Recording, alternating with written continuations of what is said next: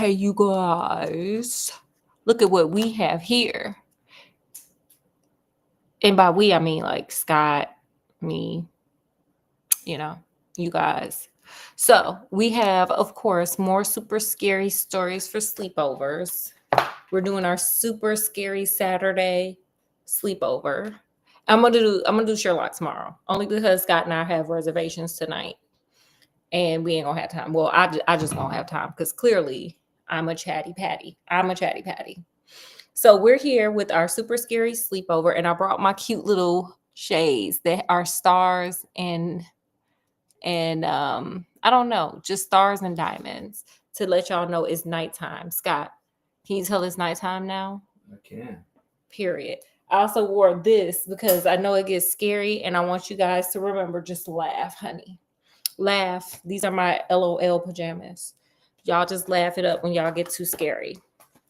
So, Scott, are you ready for tonight's story? I am. Tonight's story is called The Bungalow. Ooh. What do you think that's about?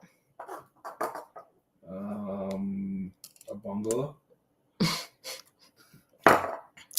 This is why we don't invite Scott over to our sleepovers, because Scott don't know how to act. Haunted bungalow. Ooh, that's scary. We're gonna light our little light, and we're gonna do like I remember. Are you afraid of the dark? They would light their little light. So we got our little candle light. It's just a yellow candle, y'all. We're gonna light our little candle, and let's get started with this super scary story. Here we go. I'm scared. Wait, did you agree? Was that a grunt of agreement, Scott? Yeah, freaked out. Okay. The sign at the edge of the highway read, "No facilities next 100 miles." There's a gas station just up ahead, Steven's dad pointed out. We better stop and fill the tank. He turned the family van off the road and eased it next to a bank of gas pumps in the shade of the station overhang. I hope it was Buc-ee's. I hope it was Buc-ee's. Scott, when did you learn about Buc-ee's, and what do you think about Buc-ee's? It was only a few years ago. Mm-hmm. And it's cool. It's an experience. It is the gas station mall, baby. Go there. There's always clean bathrooms, all of it. I hope these people stopped at Buc-ee's. If you're gonna be sitting on the road for 100 miles, you need some brisket. You need some jerky. You need a clean bathroom to stop in before you get there. You might need a teddy bear and a cool shirt. Let me tell you our new thing that Scott and I are doing. When we do go like on the road and we stop at Buc-ee's, I go for finding Scott unique Bucky shirts, and he got to wear them. I saw this dude with like an excellent Bucky shirt the other day. It's on. And I thought to myself, it's on, sir. You don't get to have a better Bucky shirt than Scott. Do better. Or maybe that the do better is for me. The do better is for Scott. Okay, anyway. Steven's mom opened the passenger door, then turned in her seat to face him and his older sister, Liz. "I'm going to use the restroom, and I think you two had better do the same. It looks like we won't be able to find a motel until we get closer to Albuquerque." "Oh, great," Liz grumbled. "Just what I wanted to hear. I got to spend another 2 hours cooped up in the back seat with my darling brother." "Well, excuse me for living, Your Highness," Stephen shot back. "Please," their mother said, rubbing her forehead with her fingertips. "None of us wants to spend any more time on the road than we have to. So let's just try to make the best of it." She slid out of her seat and slammed the door.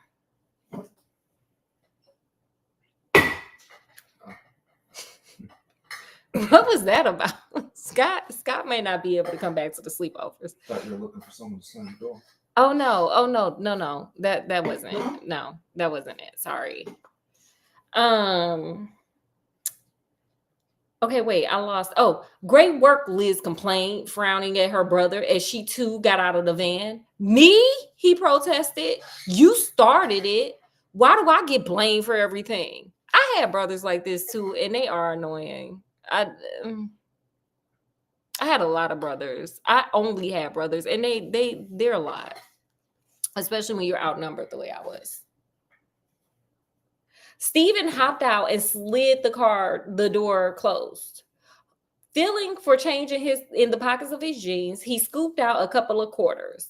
He bought an icy cold soda from the station vending machine, then walked to where the backdrop of the gas station bordered on the endless expanse of desert beyond. Shielding his eyes, he looked towards the far off mountains, wondering what sorts of secrets they might hold.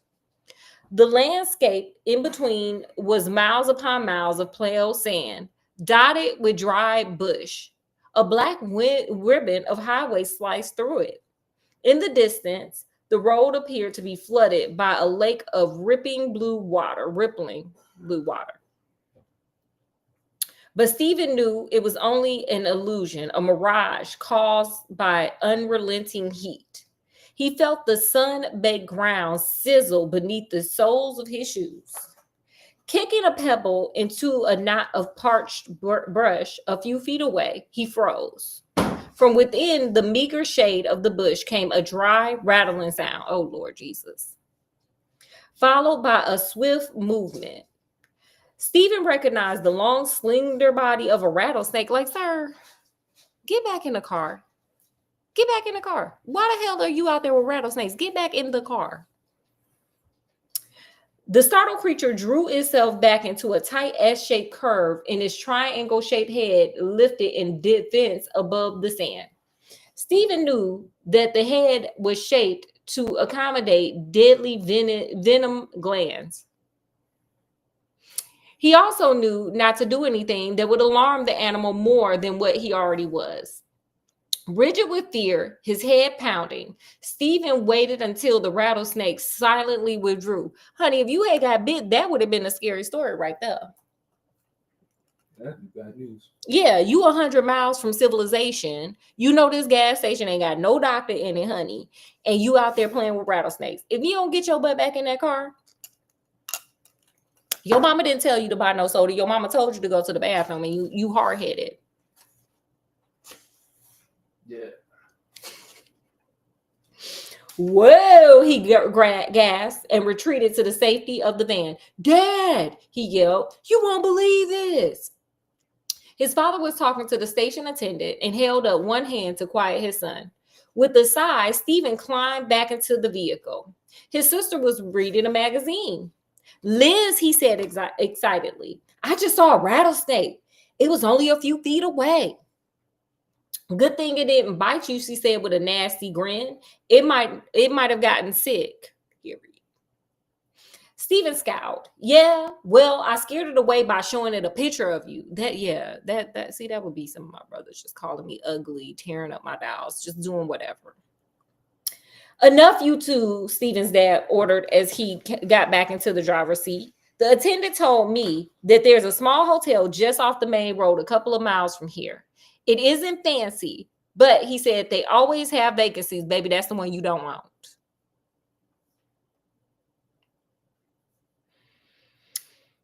What do you say we stop there for the night and get some rest? It might improve everyone's mood. That's a great idea, Stephen's mom said with a smile. As long as the room has a shower and a bed, it's fancy enough for me, girl. It might have bed bugs in that bed. That shower might not have pressure. And the floor might be dirty. You might be scared to put your feet on it. You don't know, ma'am.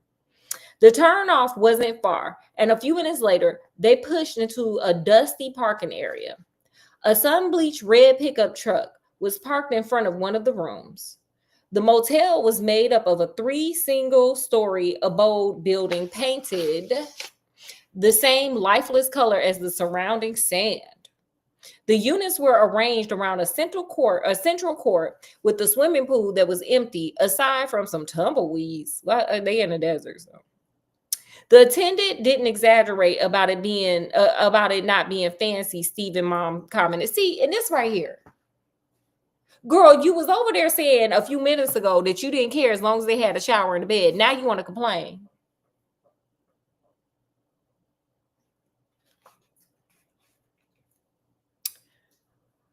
Let's go see about getting a couple of rooms. The door to the small motel office is open, but there was no one at the desk. "Anyone here?" Stephen's dad called out. Then noticing a bell on the counter, he tapped it several times. That'd be me. I'd be like, yes, any request, any request. You got to make a beat. They should be coming in there like Soul Train, like, yes, I came from the back. What's up? Is that Wild Wild West by Will Smith? It could be. We don't know. Scott, what would you play if there was a bell at the front desk and you had to bring in the person, the front desk person? What song would y'all play? I don't know. Just ring it. Just one time? Ding, ding, ding, ding. You ain't gonna play no song? Like the Whisper song by Yin Yang Twins or nothing? No. No girls just want to have fun or nothing? Ooh. What about Beyonce? Scott's basic.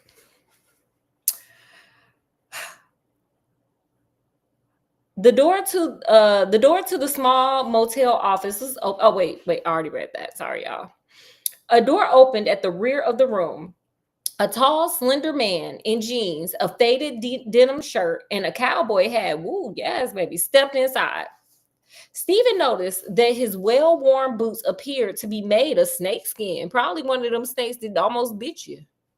But it was what the man wore around his neck that really drew his attention. He probably had a Flavor Flav clock. Yeah, is that what you think? That's my guess. What you think he had around his neck that was impressive? He already got the snakeskin boots. Maybe he has a rattlesnake skull. It could be that. Hanging from a short strip of leather was a skull of a rattlesnake. The high five, Scott got it. Scott knew exactly what time it was because that's some stuff that Scott would wear. That's Scott's style.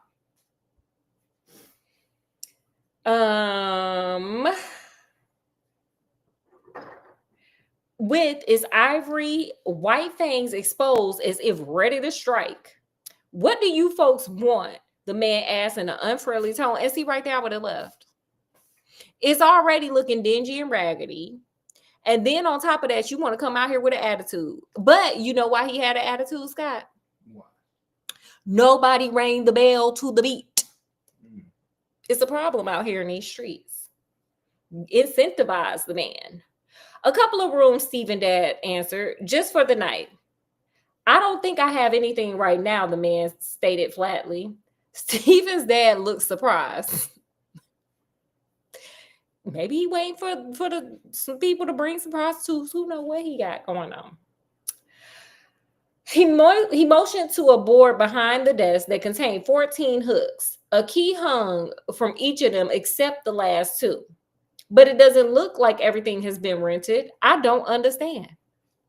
The surly man folded his arms and leaned across the registration desk. We're doing some renovations, he replied. Most of the rooms are unavailable. You're better off driving into Albuquerque. You better take that 2 hours, sir. Look, Stephen's dad said firmly. My family is very tired. You know, we saw this, didn't we? Remember, we saw this in a movie before. Y'all got to check out this movie, Manos. Hands of fate, baby. Remember, that's how the dad was. He was storming. He was like, Torgo, give our bags. Torgo, we just gonna stay here for the night. And Torgo was like, but the master, he was like, I don't care about the master, Torgo. We just saw this movie. This was a movie. It's a scary movie.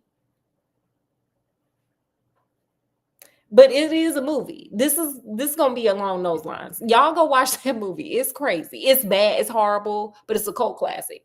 If you like cult movies, you'll love this one. What say you, Scott? Yeah. I saw it for the first time. I was like, what in the hell is this? It's everything.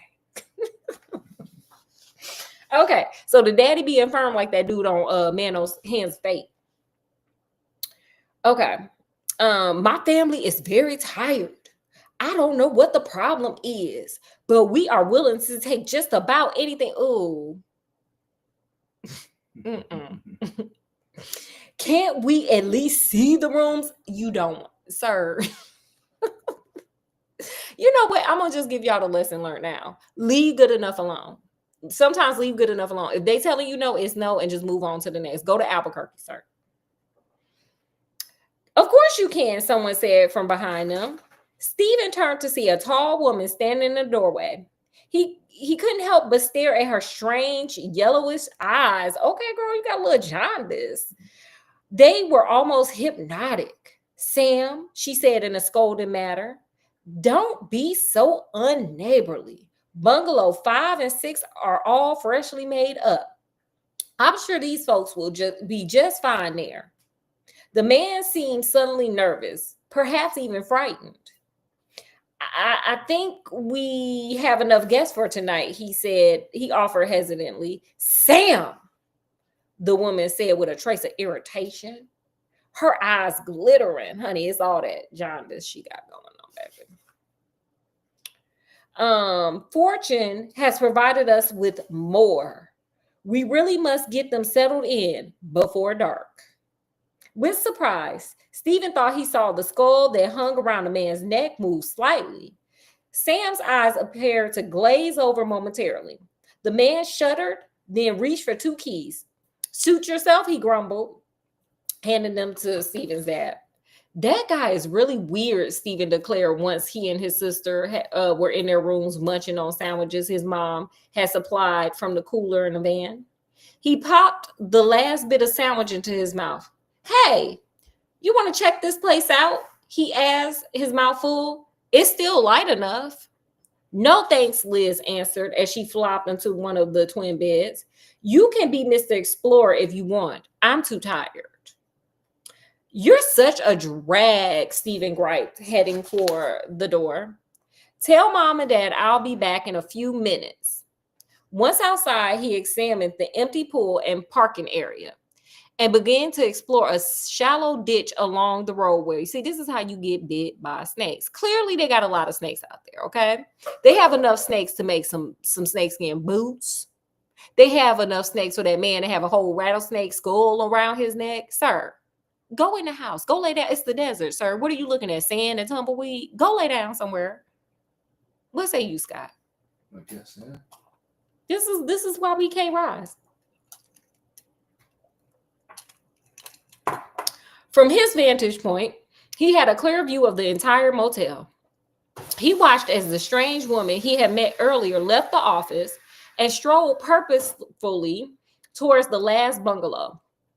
The sun was just beginning to set behind the mountains, streaking the sky with red and orange. But even in the failing light, he could make out 2 or 3 slender, sinuous shadows on the ground that seemed to be keeping pace with her. Are those snakes? He asked aloud. Nah, not even pet snakes follow people around, he thought. It must be a trick of the light. The woman looked up towards the darkening sky with an odd smile that even from a distance gave Stephen an uncomfortable feeling. Then she hurriedly entered the bungalow. A soft, cool breeze began to sigh across the desert. Stephen trotted back towards the building, then prowling along the cracked concrete driveway that ran the length of the motel, stopped to peek in the front window of each room. What if the other guests are in it? Okay, never mind. The last room was Bungalow 14. Unlike the others, the drapes were pulled tightly across the unlit window, kindling Stephen's curiosity. He crept up to the door and carefully tried the knob, but it was locked. He put his ear to the door. At first, everything seemed quiet, but as the last rays of the sun disappeared, he thought he heard something stir inside.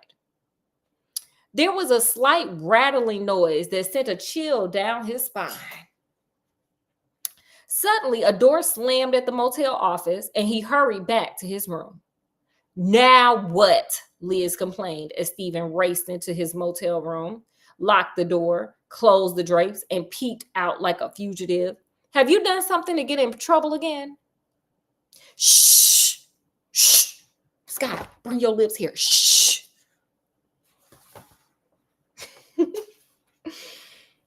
I'll tell you in a minute. Still breathing hard, he watched as the thin man from the front desk Sam strolled purposefully to Bungalow 13 and went inside.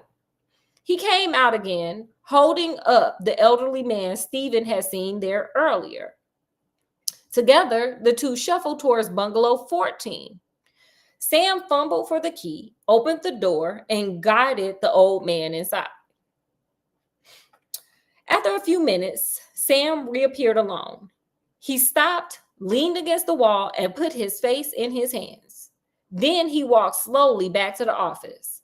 Seconds later, the garnished orange-green vacancy sign flared to life. Stephen turned to his sister. "There's something strange going on here," he said. "Something very strange." "You're strange," Liz said sleepily. "Turn out the lights, will you? I am exhausted." Stephen flipped off the overhead light and sat for a while in darkness, watching to see if anything more happened in Bungalow 14. And there was nothing. Finally, he stretched out on his own bed and fell into a restless sleep. In his dream, Stephen found himself alone at night in the middle of the desert. He called for his parents, but the only answer was a plaintive cry from cry of a coyote. Then he began to hear other sounds usually beyond the human senses. He heard the soft footsteps of desert mice scurrying in the bushes, the smooth clicking noise of a scorpion preparing to strike, and the slithering of snakes crawling across the warm sand, searching for prey. The snakes seemed to be everywhere. That's why you should have brought your little butt in the room, and took your little butt to sleep. Frightened, Stephen began to run up the sand dune, but kept slipping down, unable to reach the top. Then all at once he noticed a reddish glow coming from somewhere behind him. He turned to see a huge bonfire. "Hey, it's Burning Man, baby. Hey." Have you been to Burning Man before, Scott? No. Do you even know what Burning Man is? Yeah, it's like a festival of some sort. Yes, it's Burning Man, baby. Dozens of people appeared, dancing around and leaping across the flames. See, I told y'all it was Burning Man.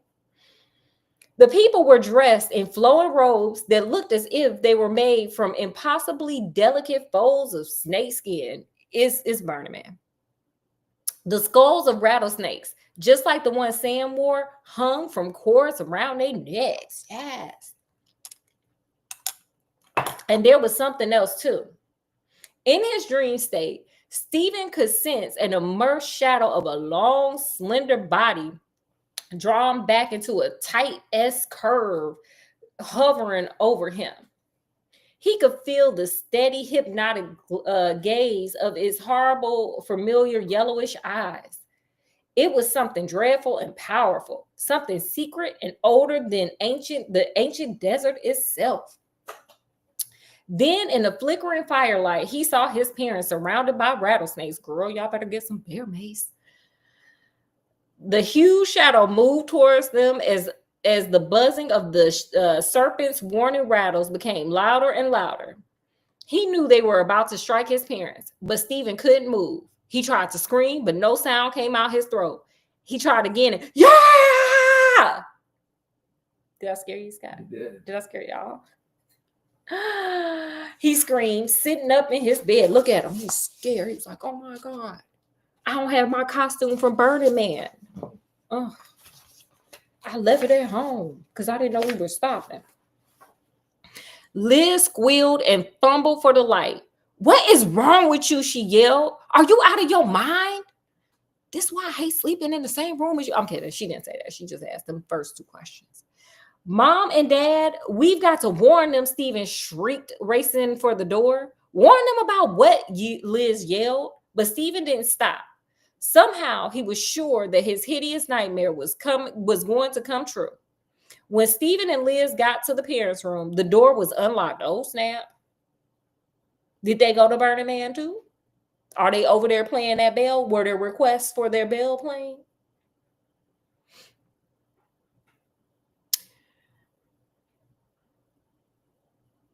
Stephen dashed inside. He couldn't believe it. Their parents' beds was empty. Mom, Dad, he screamed again, bolting out of the room to the van just outside. He pounded on the windows, but his parents were nowhere to be found. Where are they? Liz sobbed, growing panicked herself. The office, Stephen gasped. Maybe they're there. The kids ran barefoot across the courtyard. This is how y'all gonna get hit by a scorpion and a snake, maybe, and or a snake. Doing too much. The office was open but deserted. Liz followed him back outside. Look, Stephen pointed. By the eerie glow of the vacancy sign, he could see the door to Bungalow 14 was standing open. Slowly, trying to control his ragged breathing, Stephen walked towards it with Liz on his heels. Somewhere in the back of his frantic mind, Stephen registered the fact that the ground was covered with dozens of serpentine tracks leading towards the bungalow. Let me just pause here. Because let me tell you something. If this had been me, and I know everybody does that, but for real, if this had been me, I would have grabbed my parents' keys and got in their van and tried to drive off. Just leave your parents behind. I'm gonna send help, but what can two teenagers or two children do? I don't know. Okay, watch I be right. Scott always be benefit of the doubt, and Scott is nosy. Scott knows. That's how we met. Scott knows. Mm-hmm. We didn't meet because you was nosy, Scott.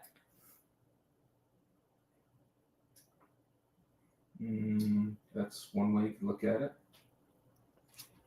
Somebody said you were loud.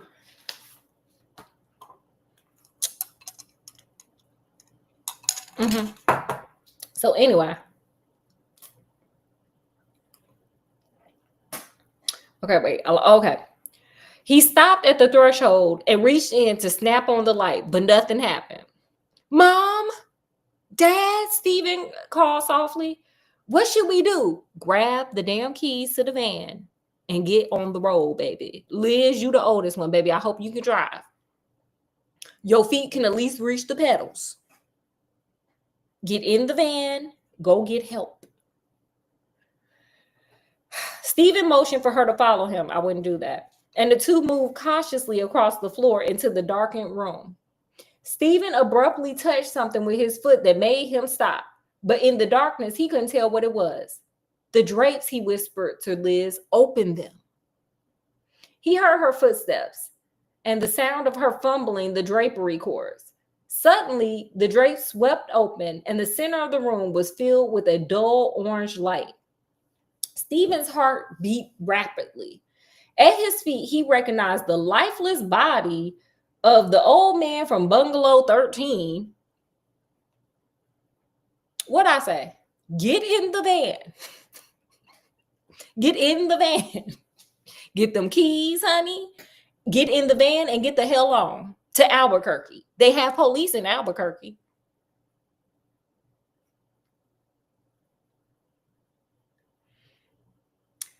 Two others lay nearby in the shadows. He didn't need to look to know that they were his parents. Terrified, Stephen glanced at his sister. She was gasping at the man on the floor, her face frozen and hard.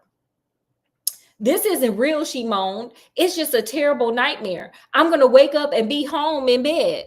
No, you're not. Look, your parents made several bad decisions before they got here. They were over there like the man in Manos Hands of Fate, just demanding stuff. Give me a room, blah, blah, blah. That man tried to warn them, and they didn't listen. Remember, Torgo told them, go on, beat it. Torgo was like, the master ain't gonna like that. And the man was like, no, give us a room, go get my bags, even though you walking weird. Go get my bags. What happened? I think they got this from Torgo or from Manos Hands of Fate. We've got to get out of here. That is what you should have did the first time, sir. But it's a little too late to something too gone. Okay, you got the shoulda, woulda, couldas here. Stephen cried, lunging towards her. I think not, a deep voice hissed from a shrouded corner in the room. Stephen backed closer to his sister as a huge creature slithered unto the unearthly light, blocking their escape. Suddenly, Stephen knew it was the shadowy figure from his dream. What is it? Liz stuttered, paralyzed with fear. The being had the body of an immense rattlesnake, but there was something slightly human about the scaly face, something very familiar about his yellowish eyes, because the snake has jaundice too.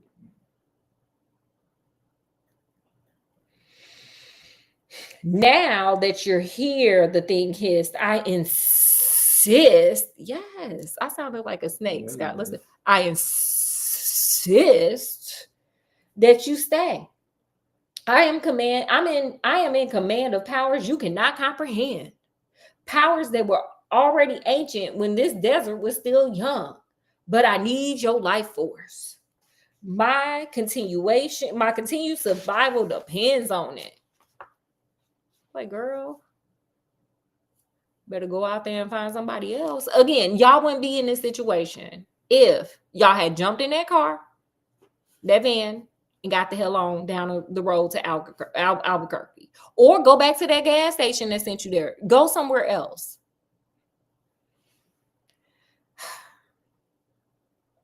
Stephen took a step to one side, and the creature struck at him, its long fangs bared. It reared back and struck again, missing him by inches. It was toying with him. All at once, a dark figure appeared in the doorway. It was Sam. Do something, Stephen shouted to the man. Help us. That weak-minded fool cannot help you, the creature whispered viciously. He will do what he is commanded. I told you to leave, Sam answered sadly as he turned away. I told you. That man was trying to warn him like Torgo did. You had your chance. Oh, Sam answered sadly as he turned away. You had your chance, but his voice trailed off as he walked outside, closing and locking the door forever, sealing in the sounds of their screams. By the time Sam reached the office, the cries had stopped. He leaned wearily against the wall for a moment and looked out at the first signs of the coming dawn. A dusty station wagon turned off the road, rolling to a stop in the motel parking lot.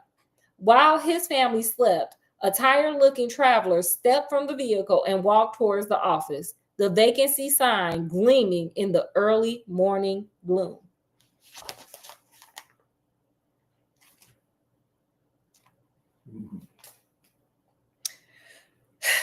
Scott, what are your lessons learned? You guys, what are your lessons learned here? Spend an extra 2 hours and drive to Albuquerque. If your gut telling you it ain't right, and then if somebody kind of low-key trying to warn you, and then somebody come like, no, leave him here. That's probably like, leave. If you go into your parents' room and they door unlocked in the desert and you just had a dream about a nightmare, it's probably an omen. Get in the van and go. Also, if there's a bell telling you, if there's a bell somewhere and you got to ring it to get the person, do a jingle. What else you guys got? It's the truth. I mean, liven it up. Come with anything better than that. Liven it up a little bit. People need music. Okay. Well, what did you think about the story? Did you like it? What did you think? What you guys think? Scary. Super scary. Oh my God, it was super scary. So anyway, with that, because we got reservations, we got to get out here for dinner. I gotta actually put on not my LOL pajamas. And I can't wear these glasses either. I want people to know it's daylight, not nighttime. Mm-hmm. I don't want to confuse the people. So we got to get out of here. I'll be back tomorrow. We got to do our Sunday Fun Day sermon because, hey, Scott don't know nothing about that either. Like, he don't know Burning Man. He don't know that. And I'm going to hit y'all with Sherlock. I've been promising it. We're going to do it. So with that, from wherever we are to wherever you are, peace, love, and happiness. We will see you guys tomorrow. Enjoy your Saturday, y'all. Bye.